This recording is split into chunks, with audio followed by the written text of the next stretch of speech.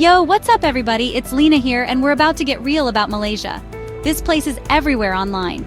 Everyone's calling it the best place to live in Southeast Asia. Affordable, beautiful, delicious. It sounds like paradise, right? But let's cut through the noise. Is it really all it's cracked up to be? Look, I've been there, done that. And trust me, there are some things nobody tells you. Whether you're a digital nomad, thinking about retiring here, or just looking for a change of pace, you need to know the full story. The good, the bad, and yeah, even the ugly truths about what it's really like to live in Malaysia. We're talking cost of living, visas, healthcare, culture shocks, the works. So buckle up, hit that subscribe button, and let's dive into everything you need to know about moving to Malaysia in 2025. All right, let's break down the number one reason everyone's talking about Malaysia, the cost of living. Is it really that cheap? In short, yes. It's insanely affordable, especially compared to the US or Europe. Think about it. You can live comfortably in a place like Kuala Lumpur, a modern city with a skyline that'll blow your mind, for about $1,200 to $2,500 a month. That's for everything. Rent, food, transportation, entertainment, the whole 9 yards. Let's talk rent. In KL, you can snag a sweet one-bedroom apartment for around $400 to $800 a month. And if you're feeling fancy, a spacious 3-bedroom condo with a pool, you're looking at around $1,000 to $1,500. That's less than what some people are paying for a shoebox in New York City. And the food? Don't even get me started. Street food is where it's at. We're talking mouth-watering meals for like $2 to $5. And if you're craving something a little fancier, restaurant meals will only set you back like $5 to $15. So yeah, Malaysia's cost of living is a breath of fresh air. You can actually save money, live comfortably, and enjoy life without breaking the bank. It's a game changer, my friends. Okay, so you're a digital nomad, you're location independent, you're living the dream. But is Malaysia the right home base for you? Here's the deal. Malaysia is a solid choice for remote workers. First off, the internet is crazy fast and reliable. Way better than what I've experienced in Bali, that's for sure. Plus, you've got co-working spaces popping up left and right, especially in KL, Penang, and Johor Bahru. Now here's the catch. There's no official digital nomad visa yet. I know, it's a bummer.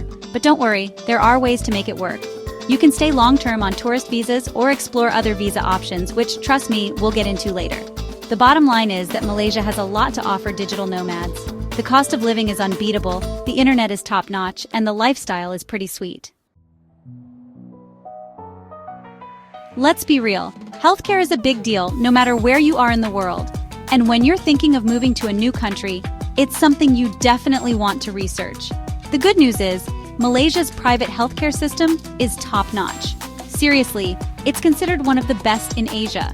Think modern hospitals, English-speaking doctors, the whole package. And here's the kicker. It's affordable. Like, way more affordable than what you'd pay in the US, UK, or Australia. So you can get quality healthcare without breaking the bank. Of course, it's always a good idea to have travel insurance, just in case. But knowing that Malaysia has a solid healthcare system definitely gives you peace of mind, right?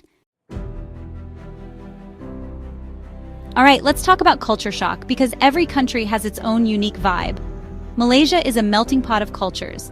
It's like a fusion of Malay, Chinese, and Indian influences. And you know what? It creates an incredibly vibrant and diverse atmosphere. One of the best things about Malaysia is that English is widely spoken. You can get by without speaking a lick of Malay, which is a huge plus for expats. But here's the thing. Even though it's a multicultural society, there are still some cultural norms to be aware of. This is a Muslim-majority country, so things like alcohol consumption, dress codes, and religious customs are taken seriously. My advice?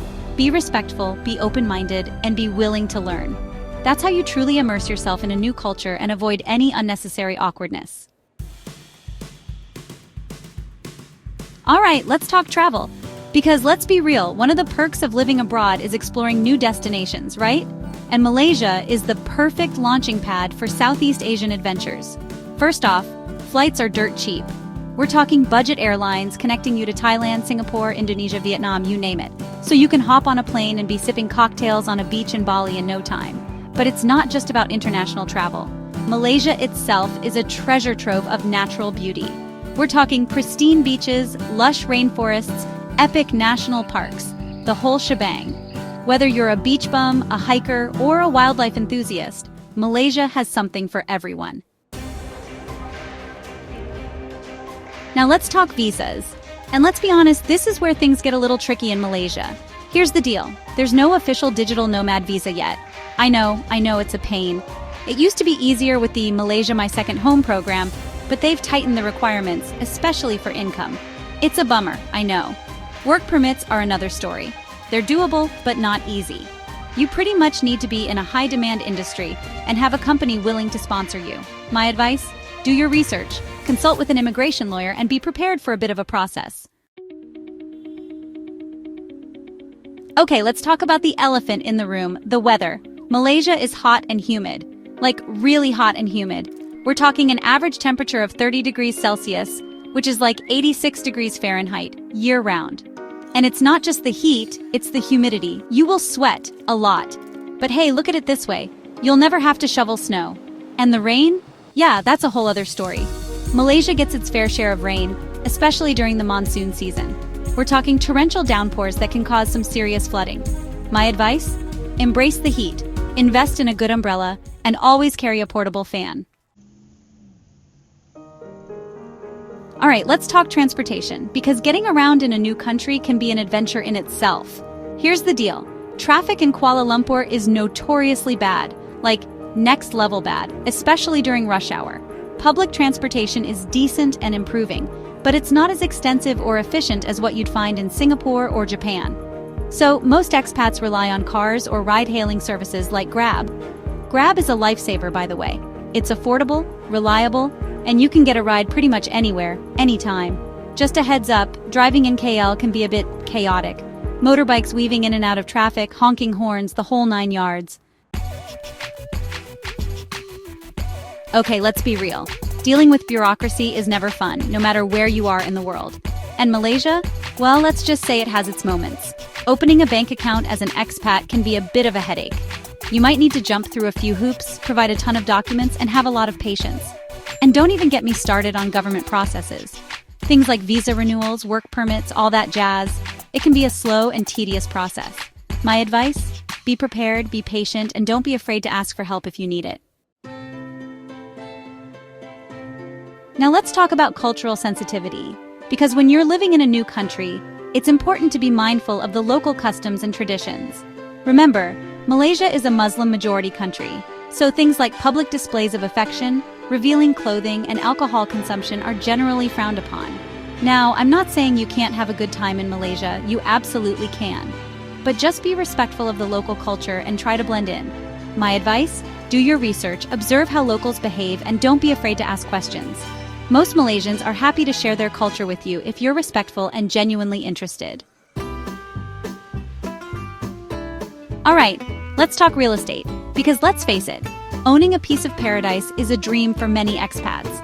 But here's the deal. Foreign ownership laws in Malaysia can be a little complicated. It's not impossible for foreigners to buy property, but there are restrictions. Like, you can only buy certain types of properties, usually high-end condos or villas, and there are minimum purchase prices. So, if you're thinking of buying, you'll need to do your research, consult with a lawyer, and be prepared for a bit of a process. For most expats, renting is the way to go. It's relatively affordable, flexible, and you don't have to deal with the hassle of property ownership.